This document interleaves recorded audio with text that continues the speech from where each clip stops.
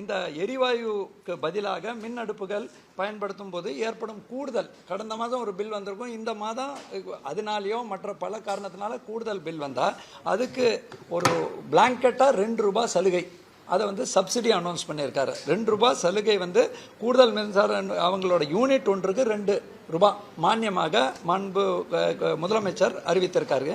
So இது வந்து இந்த ஒன்றிய அரசு அறிவித்துள்ள வணிக எரிவாயு பயன்பாட்டுக்கு கட்டுப்பாட்டுகள் எவ்வளோ நாள் அமலில் இருக்கோ இந்த சலுகை தொடரும். ஏற்கனவே நம்ம தொழில் சங்கங்களும் நம்மளோட ஹோட்டல் எல்லாரும் கேட்டிருந்தாங்க தட் பீக் பீரியடில் நம்ம எக்ஸஸாக சார்ஜ் பண்ணுறோம், அதை குறைக்கணும்னு. இது ஹோட்டலுக்கு மட்டும் அல்லாமல் நிறைய பேர் இப்போ க்ளவுட் கிச்சன்னு ஹோட்டல்னு பதிவு பண்ணியிருக்க மாட்டாங்க. அவங்க எல்லாருக்கும் இதை தெளிவுபடுத்துகிறவங்க அனைத்து வகையான உணவகங்கள் உணவு தயாரிக்கும் பொழுது அதுக்கப்புறம் அதில் நாங்கள் பிரிச்செல்லாம் பார்க்க மாட்டோம். இது கூடுதல் செலவு வந்து ஏசி நாளாச்சா இல்லையா ஹீட்டர் நாளாச்சான்னு பார்க்க மாட்டோம். அதுக்கு அந்த கூடுதல் செலவு யூனிட் என்ன இந்த மாதமோ அடுத்த மாதமோ எது வரைக்கும் இந்த பிரச்சனை இருக்கோ அந்த கூடுதல் செலவுக்கு ஸ்ட்ரெயிட்டாக ₹2 மானியம். அதுதான் ரொம்ப சிம்பிளாக அவங்களுக்கு போய் சேருங்கிறதுக்காக அந்த மானியத்தை அனௌன்ஸ் பண்ணியிருக்காங்க. ஒரு யூனிட்டுக்கு 100 யூனிட்னா அதுக்கு இமீடியட்டாக அந்த ஏற்கனவே அவங்க ₹10 45 அதை ₹2 குறைச்சிடுறோம். We are not going to check up what எதனால அவங்களுக்கு கூடுதலாச்சுன்னு. நெக்ஸ்ட்டு அதனால தான் தெளிவுபடுத்த சொன்னாங்க முதலமைச்சர் தட் இது ஏதோ ரெஸ்டாரண்ட்டுக்கு மட்டும் இல்லை, இதுக்கு மட்டும் இல்லை. அதுக்கப்புறம் பதிவு பண்ண லைசன்ஸ்டுன்னு சில பேர் லைசன்ஸ் வாங்கும்போது சப் லைசன்ஸு போட்டிருக்க மாட்டாங்க. க்ளவுட் கிச்சன் வீட்லேயே கூட பண்ணியிருப்பாங்க. அது எல்லாத்தையும் சொல்லியிருக்காங்க.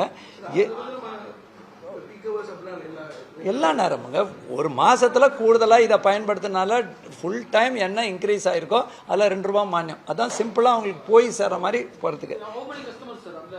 அந்த கஸ்டமர் யார் வேணாலும் இந்த இப்போ நம்ம முதல்ல சொன்னோம் இல்லை 51,000 ரெஸ்டாரண்ட்ஸ் இருக்காங்க, 159 ஹை டென்ஷன் இருக்காங்க. அந்த மாதிரியே பார்க்காம, ஏன்னா பல பேர் வீட்டில் கூட சமைக்கிறாங்க, அப்புறம் க்ளவுட் சப்ளை பண்ணுறாங்க. சில பேர் லைசன்ஸில் உணவகங்கன்னு போட்டிருக்க மாட்டாங்க. டீ கடைகள் குறிப்பாக மாண்பு முதலமைச்சர் அதை தெளிவுபடுத்த சொன்னார். டீ கடையும் ஏதாவது இபி ரிலேட்டட் பொருளை வச்சா அவருக்கு இன்க்ரீஸ் ஆச்சுன்னா அவருக்கும் அனைத்து வகையான உணவகங்கள் இது தயவுசெய்து தெளிவுபடுத்துங்க. உணவகங்கள்னு வந்தாலே கூடுதல் மின்சார செலவு போன மாதத்தோட இந்த மாதம் அவருக்கு வந்தால் அதுக்கு ₹2 மானியம். ரெண்டாவது, எரிவாயு பயன்படுத்தும் குறு சிறு மற்றும் நடுத்தர தொழில் நிறுவனங்களுக்கு நெருக்கடியை சமாளிக்கும் வகையில் மின் அடுப்புகள், இண்டக்ஷன் ஸ்டவ்வோ இல்லையா எலக்ட்ரிக் ஸ்டவ் உள்ளிட்ட மின் உபகரணங்கள் கொள்முதல் செய்வதற்கு இளைஞர்களுக்கு வேலைவாய்ப்பு உருவாக்கும் திட்டம் ஒன்று இருக்கு, UIEGPன்னு. அதில் 25% அதிகபட்சமாக ₹3.75 லட்சம் மானியத்துடன் கடன் வழங்கவும், இதே மாதிரி தமிழ்நாடு மகளிர் தொழில் முனைவோர் மேம்பாட்டு திட்டத்தின் கீழ் 20% ₹2 லட்சம் மானியத்துடன் ₹10 லட்சம் வரை கடன் வழங்கவும் மற்றும் அண்ணல் அம்பேத்கர் தொழில் முன்னோடிகள் திட்டத்தின் கீழ் 35% அதிகபட்சமாக ₹1 கோடி வரை மானியத்துடன் கடன் வழங்கவும் ஆனரபிள் சிஎம் ஆணையிட்டிருக்காருங்க. இது இல்லாமல் தமிழ்நாட்டில் 60,698 தொழிற்சாலைகள் தமிழ்நாடு மாசு கட்டுப்பாடு வாரியத்தின் இசைவாணையினை பெற்று எல்பிஜி, சிஎன்ஜி, டீசல், இந்த ஆயில், அதுக்கப்புறம் விறகு போன்றவற்றை எரிபொருளாக பயன்படுத்தி இயங்கி வருகிறது. இந்நிறுவனங்கள் எல்பிஜி, சிஎன்ஜி போன்ற எரிபொருட்களுக்கு மாறாக மண்ணெண்ணெய், RDF, HSD, பயோமாஸ் போன்றவற்றை எரிபொருளாக பயன்படுத்தி கொள்ளலாம் எனவும், இதற்கு தமிழ்நாடு மாசு கட்டுப்பாட்டு வாரியத்தின் இசைவினை பெற தேவையில்லை. டிஎன்பிசியோட இன்டிமேட் பண்ணால் போகிறோம். No requirement for approval. தகவல் தெரிவித்தால் மட்டுமே போதுமானது என அவங்களுக்கு எளிமைப்படுத்துவதற்கு எனவும் ஒன்றிய அரசு அறிவித்துள்ள எல்பிஜி, சிஎன்ஜி பயன்பாட்டுக்கு கட்டுப்பாட்டு கால அவகாசம் வரை இந்த விலகு அமலில் இருக்கும். இது சேம் லைக் அந்த இது எவ்வளோ நாள், ஏன்னா நமக்கு அது எவ்வளோ நாள்னு தெரியாது. தமிழ்நாடு முழுவதும் 9,300 தொடக்க பால் உற்பத்தியாளர்கள் கூட்டுறவு சங்கங்கள் வாயிலாக நாள் ஒன்றுக்கு 55 லட்சம் லிட்டர் கொள்முதல் செய்கிறாங்க. ஏற்கனவே நாங்கள் பத்திரிகை மற்றும் தொலைக்காட்சியில் முதலமைச்சரும் பார்த்துருக்காங்க. திடீர்னு ஹோட்டல்கள் எல்லாம் பால் வாங்க முடியலன்னா என்ன பண்ணலான்னா, நம்மளோட அனிமல் ஹஸ்பண்டரி டிபார்ட்மெண்ட் மூலமாக ஆவின் பால் கூட்டுறவு சங்கங்கள் கட்டுப்பாட்டுகள் ஏதுமின்றி பெற்றுக்கொள்ள நடவடிக்கை எடுக்க ஆணைப்பட்டுள்ளது. ஸோ இப்போ வந்து அந்த அதிகமான பாலினை பால் உற்பத்தியாளர்களிடமிருந்து ஆவினே டைரெக்டாக அவங்கக்கிட்ட கொடுத்தா அதை ஃபுல்லாக வாங்கிறதுக்கான ஆணையம் மாண்பு முதலமைச்சர் பிறப்பித்துள்ளார். இதுக்கு அடுத்தது எரிவாயு எல்பிஜி பற்றாக்குறையால் உணவகங்கள் மூடப்போகும் வேளையில் விவசாயிகளால் உற்பத்தி செய்யப்படும் காய்கறிகள், அதுவும் இந்த தொலைக்காட்சியில் தொடர்ந்து வந்துருக்கு, அவங்க எங்கே விற்பனை பாதிக்கப்படலாம் என்றால் அச்சம் அந்த விவசாயிகள் வாழ்வாதாரத்தினை கருத்தில் கொண்டு விவசாயிகள் தாங்கள் விளைவித்த காய்கறிகள் மற்றும் பழங்களை இடர்பாடின்றி 194 உழவர் சந்தைகளில் எவ்வித கட்டுப்பாட்டு இல்லாமலும் அவங்க விற்பனை செய்ய அனுமதி வழங்கி மேடம் ஆனரபிள் சிஎம் வந்து ஆணையிட்டிருக்காங்க. மேலும் மாநில அளவில் வணிக நிறுவனங்களுக்கு முறையாக எல்பிஜி சிலிண்டர் அளவீட்டினை ஒதுக்கீடு செய்து கண்காணிக்க தலைமை செயலர் அவர்கள் கண்காணிக்க அரசு உயர் அலுவலர் கொண்ட குழு, நான் சொன்னேன் இல்லையா நேற்றுக்கு மீட்டிங் போட்ட மாதிரி, அவங்க அந்த விலக்குகள் பற்றி அவங்க செப்பரேட்டாக பேசுவாங்க. இது போன்ற மாவட்ட அளவிலும் முதலமைச்சர் அவர்கள் இன்னைக்கு கார்த்தால மீட்டிங் போட்டுட்டு அந்த மாவட்ட அளவில் இருக்கக்கூடிய விநியோக நிறுவனங்களின் பொறுப்பு அலுவலர்கள் உள்ளடக்கிய மாவட்ட ஆட்சித்தலைவர் தலைமையில் குழு கண்காணிக்கவும் தமிழ்நாடு முதலமைச்சர் இப்போ வந்து ஆணையிட்டிருக்காங்க. இத்துடன் இந்த மாதம் பொது விநியோக திட்டத்தின் கூடுதலாக 3228 கிலோ லிட்டர் மண்ணெண்ணெய் குடும்ப அட்டைதாரருக்கு வழங்க முதலமைச்சர் ஆணையிட்டிருக்காங்க. இது வந்து நம்ம முதலமைச்சர் தொடர்ந்து மார்னிங் ஈவினிங் கண்காணித்து தகவல் பெற்றிருக்காங்க. அரசு அதிகாரிகளோட உயர்மட்ட குழு தலைமை செயலருக்கு கீழே செயல்பட்டு வருகிறது. அதோட மோஸ்ட் இம்பார்ட்டண்ட்டுங்க, நம்மளோட திரு அண்ணாதுரை சார் வந்து இப்போ ஏற்கனவே முதலமைச்சர் பல்வேறு கடிதங்கள் நீங்கள் பார்த்துருப்பீங்க, பிரதமருக்கு எழுதியிருக்காங்க, மற்ற மத்திய அரசில் இருக்கக்கூடிய மினிஸ்ட்ரி ஆஃப் பெட்ரோலியம் மினிஸ்டருக்கு எழுதியிருக்காங்க, அப்புறம் பவர் மினிஸ்டருக்கு காப்பி எல்லாம் கொடுத்துருக்காங்க. தொடர்ந்து நம்ம நாடாளுமன்ற உறுப்பினர்களும் அதை வந்து நேரடியாக வழங்கியிருக்காங்க. அப்படி இருக்கும்போது அந்த அவங்கக்கிட்டையும் நாங்கள் தொடர்ந்து தொடர்பில் இருக்கோம். மெயின் இஷ்யூ வந்து சார் அண்ணாதுரை சார் தான் ஸ்டேட் லெவல் கோஆர்டினேட்டர். அவரை வந்து அந்த நிலைமை ஃபஸ்ட்டு தேவையில்லாமல் பீப்புள் நீட் தான் இது பண்ண வேண்டாம்ங்கிற அந்த டீட்டெயில்ஸ் அவர் சொல்வார். அனைவருக்கும் வணக்கம். நான் வந்து அண்ணாதுரை, மாநில அரசு எண்ணெய் நிறுவனங்களின் ஒருங்கிணைப்பாளர். ஸோ என் சைடில் ஒரு 2 விஷயம், பெட்ரோல் டீசல் சம்மந்தமாகவும் எல்பிஜி சம்மந்தமாகவும் ரெண்டும் சொல்கிறேன். முதற்கண் MS HSD petrol and diesel, motor spirit and diesel பார்த்தீங்கன்னா முதல்ல கையிருப்பு இப்போதைக்கு நம்ம சப்ளை பண்ணுற தமிழ்நாடு பூரா இருக்கிற டெர்மினல்ஸ்னு சொல்லுவோம் நாங்கள் எல்லாம், பிபிசி, ஐஓசி, ஹெச்பிசியினுடைய நிறுவனங்கள்லேயே நமக்கு வந்து ஸ்டாக்கு அங்கே வந்து பைப்லைன்ஸ் மூலமும் வேகன் மூலமும் ரயில் வேகன் மூலமும் மூவ் ஆகுது. அது மூவ் ஆகி இருக்கிற ஸ்டாக்கே 9 நாளைக்கு வரும் இன்னையிலேருந்து முதல்ல இது.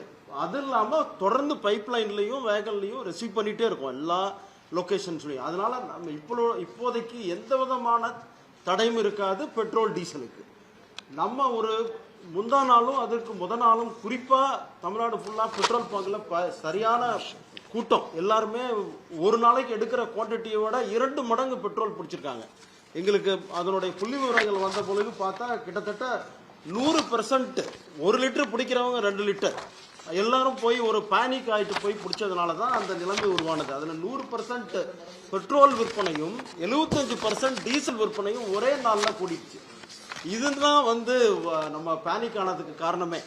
அதுக்கடுத்து பார்த்தீங்கன்னா நேற்றே உடனே குறைஞ்சி விட்டது, 21% அண்ட் 20% தான். இன்னைக்கு காலையில் சில பெட்ரோல் பம்ப்லாம் போய் பார்க்குறப்போ அதிகமாக அவ்வளோ கூட்டமே இல்லை. ஸோ அது ஃபுல் கண்ட்ரோல் ஸ்டாக் நம்மக்கிட்ட இருக்குது. ஸோ நான் சொன்ன மாதிரி 9 நாட்களும் பிறகு வந்து கொண்டும் இருக்கின்றது. அது கம்ப்ளீட் ஒன்றுமே பேனிக் ஆகவே வேண்டியதில்லை. அது எல்லா நிறுவனங்களும் இணைந்து அரசுடன் இணைந்து செயல்பட்டு கண்டிப்பாக நிவர்த்தி நம்மளுடைய தேவைகளை பூர்த்தி செய்யப்படும். ஃபர்ஸ்ட் அது ஸ்டாக்கும் சொல்லிட்டேன். அப்புறம் அடுத்தது பார்த்தீங்கன்னா எல்பிஜிக்கு வந்தால் டொமஸ்டிக் பொறுத்தவரை மத்திய அரசு அறிவிப்பின்படி 25 நாளைக்கு ஒரு தடவை நகர்ப்புறங்களிலே இருக்கிற வீடுகளுக்கு எல்பிஜி சிலிண்டர் கொடுக்கப்படும். இந்த நம்ம சுச்சுவேஷனை சமாளிக்கணுங்கிறதுக்காக தான் இந்த ஒரு ரெஸ்ட்ரிக்ஷன். அப்புறம் ரூரல் சைடு என்ன அப்படின்னா 45 நாளைக்கு ஒரு முறை. ஸோ டொமஸ்டிக்கும் மோரார்லெஸ் அண்டர் கண்ட்ரோல், ஸ்டாக்ஸ் இருக்குது, கவர்மெண்ட்டும் அரேஞ்ச் பண்ணிட்டு இருக்கு. இப்போ இந்த மாதம் முடிவு வரையே ஸ்டாக் இருக்குது. அடுத்தது பார்த்தீங்கன்னா கமர்ஷியல், அதாவது வியாபாரங்களுக்கு தரப்படும் தி சிலிண்டர்ஸ் எல்பிஜி எடுத்துக்கிட்டிங்கன்னா சாரும் சொன்ன மாதிரி நமக்கு ஓவராலாக 20% வரை என்ன போயிட்டு இருந்ததோ அதை கொடுக்கணும். ஏன்னா ப்ரியாரிட்டி நம்ம டொமஸ்டிக் தான் கொடுக்கணும். வீட்டில் இருக்கிறவங்கள முக்கியமாக அவர்களுடைய தேவைகளை பார்த்து கொள்ள வேண்டும். முதல் எய்ம் அதுங்கிறதுனால அது 20% வரை கொடுக்கலாம் அப்படின்னு வியாபார நிறுவனங்கள் கொடுக்கலான்னு சொல்லி அறிவுறுத்தப்பட்டிருக்கிறது. அதுலேயே ப்ரியாரிட்டியாக ஹாஸ்பிட்டல்ஸ் நம்பர் 1 நமக்கு தேவை. அதுக்கு அடுத்து எஜுகேஷனல் இன்ஸ்டிடியூஷன்ஸ், அதாவது ஹாஸ்டல், நமது ஸ்டூடெண்ட்ஸ் இருக்கிற எல்லா விதமான ஹாஸ்டலுக்கும் ஸ்கூலு காலேஜுக்கும் கொடுக்கலான்னு சொல்லியும் அறிவுறுத்தப்பட்டிருக்கு. மீதி இருக்கிறத ஒரு குழுவாக மறுபடியும் மத்திய அரசு அறிவுறுத்தல்படியும் ஸ்டேட் கவர்மெண்ட்டுடைய குழுவுடன் இணைந்து ஆயில் நிறுவனங்கள் எல்லாம் மீதி இருக்கிற குவான்டிட்டியும் மற்ற ஒரு ப்ரியாரிட்டி ஐடென்டிஃபை பண்ணி அவங்களுக்கு வழங்கப்படும் என்பதை இந்த நேரத்தில் தெரிவித்துக் கொள்கிறேன். தேங்க்யூ. இல்லை மதிப்புக்குரிய திரு அண்ணாதுரை சார் சொன்ன மாதிரி மாவட்ட முதலமைச்சர் 2 குழுக்கள் போட்டிருக்காங்க. குழுக்கள் போட்டு ஒன்று வீட்டுக்கான வணிக நிறுவனங்களுக்கு எரிவாயு சிலிண்டர் விநியோகத்திற்கு முறைப்படுத்த, அதுக்கு அரசு கூடுதல் தலைமை செயலர் உள்துறை அவரோட தலைமையில் அரசில் கூடுதல் தலைமை குறு சிறு மற்றும் நடுத்தர MSME துறை, அதே மாதிரி தொழில்துறை மற்றும் நம்மளோட மையப்பகுதியாக நம்மளோட கூட்டுறவு உணவு மற்றும் நுகர்வோர் பாதுகாப்புத்துறை, அந்த குழு தொழிற்சாலைகள், உணவகங்கள், கேன்டீன்கள், உணவு தயாரிக்கும் கூடங்கள் போன்ற வணிக நிறுவனங்களுக்கு முறையாக LPG சிலிண்டர் அளவீட்டினை வர ஒதுக்கீடு, இவங்க கொடுக்குற ஒதுக்கீடு அதை விநியோகம் செய்வதற்கு அவங்க அறிவுரை வழங்குவாங்க, கண்காணிப்பாங்க. நான் ஏற்கனவே சொன்ன மாவட்ட ஆட்சித்தலைவர் தலைமையிலையும் இருக்கக்கூடிய அந்த குழுவில் தலைவர் மாவட்ட ஆட்சியர், மாவட்ட வருவாய் அலுவலர், மாவட்ட வழங்கல் டிஸ்ட்ரிக்ட் சப்ளை ஆஃபீஸர், அதுக்கப்புறம் Indian oil corporation, Hindustan petroleum மற்றும் பாரத் பெட்ரோலியமோட உறுப்பினர்கள் இருக்காங்க. எங்களோட அன்பான வேண்டுகோள் என்னென்னா, அதிகாரப்பூர்வமாக சார் அந்த சப்ளைஸ் பூராமே உங்களுக்கு ஏற்கனவே பல முறை முதலமைச்சரும் இதை தெளிவுபடுத்தியிருக்காங்க. பல்வேறு முறை நம்மளோட செயலர்களும் அதே மாதிரி தலைமை செயலரும் சொல்லியிருக்காங்க. இது ஒன்றிய அரசோட நம்ம தொடர்ந்து கலந்து பேசி, இது ஒரு அவுட் சைடு இஷ்யூங்கிறதுனால அவர்களுக்கு என்ன இவங்க கண்டென்ட் நமக்கு சொல்கிறாங்களோ தகவல் வர்றதை உடனுக்குடன் நம்ம உங்கள் இடத்த கொடுத்துருவோம். That is one. Second is, தயவுசெய்து இந்த நேரத்தில் வதந்திகளை நம்பி தேவையில்லாமல் சில பேர் பண்ணிட்டு இருக்காங்க. அந்த வதந்திகள் நம்பக்கூடாது. இன்னொன்று, இவர்களிடத்திலும் பிளாக் மார்க்கெட்டிங் மேலே கடுமையான நடவடிக்கை எடுக்க தலைமை செயலரும் முதலமைச்சரும், இவங்க பை சான்ஸ் யாராவது பிளாக் மார்க்கெட் பண்ணுறாங்க, ஏதாவது சில மாவட்டங்களில் பண்ணுறாங்க, அவங்க மேலேயும் தேவையில்லாமல் இந்த நேரத்தில் அந்த மாதிரி தவறுகளில் ஈடுபட வேண்டாம். அதிகாரப்பூர்வ தகவல் இவங்க கிடைக்க தகவல் இவர் நேரடியாக சொல்லுவாங்க, இல்லையா எங்கள் மூலமாக நாங்கள் சொல்லுவோம். அதை தான் நம்ம நம்ப முடியும். நாங்களுமே அதுதான் நம்ப முடியும். நாங்கள் அப்படியே அக்ராஸ் த போர்ட் சொல்லிட முடியாது. இந்த மீன் டைம் முதலமைச்சர் இடைப்பட்ட பிரச்சனைகள் சால்வ் பண்ணுறதுக்காக பல்வேறு முயற்சிகள் எடுத்துக்கார், தொடர்ந்து கண்காணித்து வருகிறார்கள். அதில் தேவையான ஃபர்தர் ஏதாவது டிமாண்ட்ஸ் வரும்போது அதையும் ஃபாலோ பண்ணுவோம்.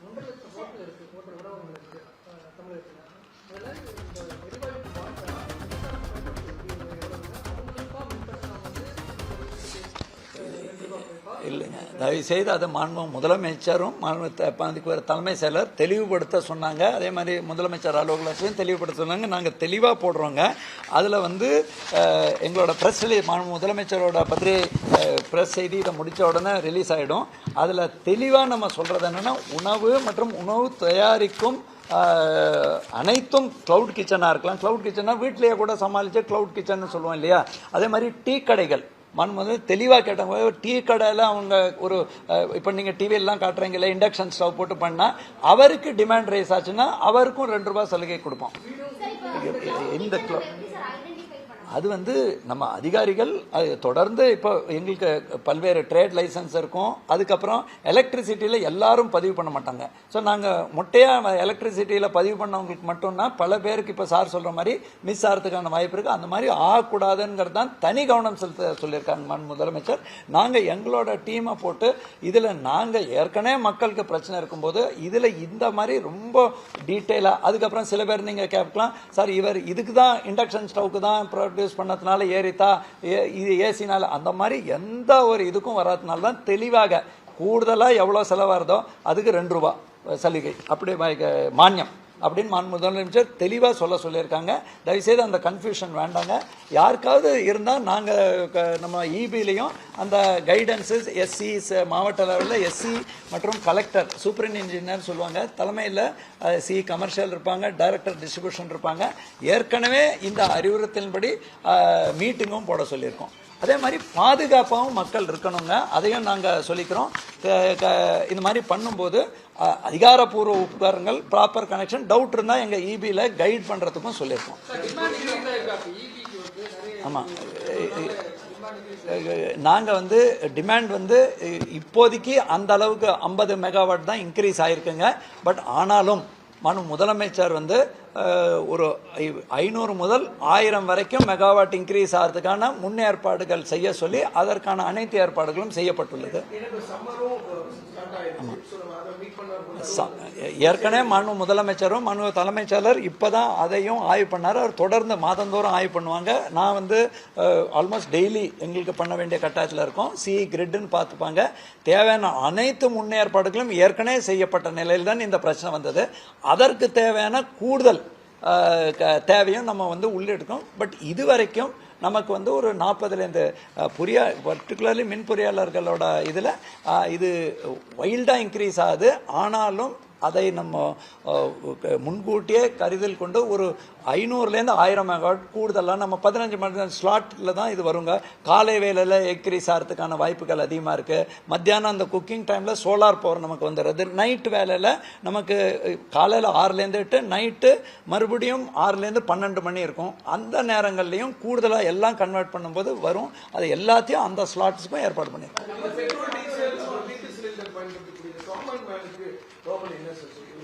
அது கவர்மெண்ட் இவங்க இது எல்லாம் நிறைய பேர் புக் ட்ரை பண்ணதுனால சம் இஷ்யூஸ் இருக்குது. அதுக்கு இப்போ என்ன ஒரு அடிஷ்னலாக இந்த WhatsApp service plus missed call service இது எல்லாமும் ஆக்டிவேட் பண்ணி அது ஒரு காமன் சர்வரை உடனே அப்பாயின்மெண்ட் அந்த ப்ராப்ளம் வந்தோடனேவே ஜியோவில் இருந்து சர்வீஸ் எடுத்து அவங்க கம்பைல் பண்ணி எங்களுக்கு டே எண்டில் கொடுத்தாங்கன்னா அதை எடுத்துகிட்டு அதுக்கும் எக்ஸிக்யூட் பண்ணோம். அந்த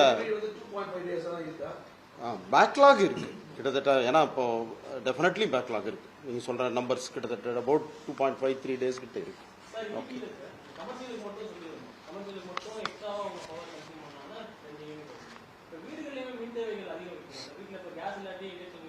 அது டெஃபினட்டாக அதையும் நமக்கு ஏன்னா டொமஸ்டிக் ரேட்டு வேறு ரேட்டாக தான் இருக்குங்க. டொமஸ்டிக் ரேட்டு இன்ஃபேக்ட் ஏற்கனவே அது செப்பரேட்டாக அதை எக்ஸாமின் பண்ணுவோம். இப்போதைக்கு அந்த எந்த வகையான உணவு, டீ கடையோ கமர்ஷியலாக, ஏன்னா கமர்ஷியல் ரேட் ரொம்ப ஹை ரேட்டுங்க, 10.45 அதுக்கு மேலே ஹை ரேட்ஸாக இருந்தது. 10 ரூபாய்க்கு மேலே இருக்கும்போது அவங்களுக்கு பண்ணியிருக்கோம். மற்ற அந்த டெவலப்பிங் ஸ்டோரி இல்லையா, நம்மளே இதுக்கு இதுதான் ஃபைனல் டே அப்படின்னு இதுதான் கடைசி முடியும்னு சொல்ல முடியாது. முதலமைச்சர் தொடர்ந்து கண்காணித்து வருகிறார்கள், தொடர் ஆய்வு மேற்கொண்டு வருகிறார்கள். தலைமை செயலர் ஆல்மோஸ்ட் டெய்லி அதை ரிவ்யூ பண்ணிட்டு இருக்காங்க. ஸோ டெவலப்பிங் ஸ்டோரி நாங்களே அதே மாதிரி தொலைக்காட்சியில் என்னென்ன சிவியோலையோ பத்திரிகை ஊடகங்களில் வரக்கூடிய செய்திகளும் அவர்களுக்கு காட்டி அங்கே லோக்கலாக சால்வ் பண்ணுறதுக்கான கைடன்ஸ் அந்தந்த மாவட்ட ஆட்சியரும் பல்வேறு ஸ்டெப் எடுத்துட்டு இருக்காங்க.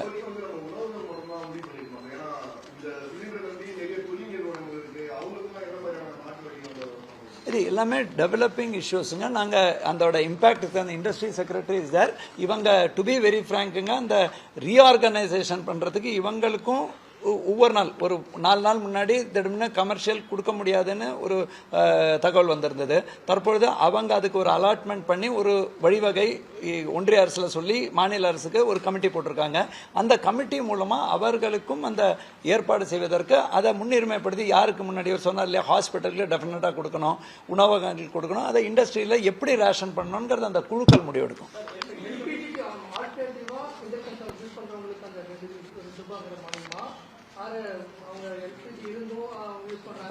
அந்த உள்கணக்குக்கே போலங்க, தெளிவாக உள்கணக்கு அவன் எல்பிஜி யூஸ் பண்ணி இந்த நேரத்தில் வெயில்னால இன்க்ரீஸ் ஆனாலும் அந்த மாதிரி உள்கணக்கே போகாமல் இப்போ கடந்த மாதத்தோட இந்த மாதம் கூடுதலாக அவங்களோட மின் தேவை ஏற்படுத்தினா அதை நம்ம இந்த மாதிரி காரணத்தினாலுங்கிற மாதிரி தான் பண்ணணும். ஏன்னா இதை ரொம்ப டீப்பாக நம்ம இதை உடைச்சுன்றா அதெல்லாம் நிர்வாகத்துக்கு அவங்களால அமல்படுத்த முடியாது. அதான் ஆமாம், இது இந்த ஒன்றிய அரசின் ஆணை இருக்கும் வரை இது தொடரும்.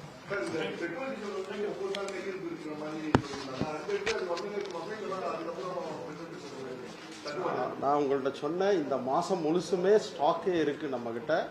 மறுபடியும் ஏற்பாடு பண்ணிட்டு இருக்காங்க. நான் அதான் கொஞ்சம் கூட பேனிக் ஆக வேணான்னு முதல்ல மக்கள்கிட்ட சொல்லணும்.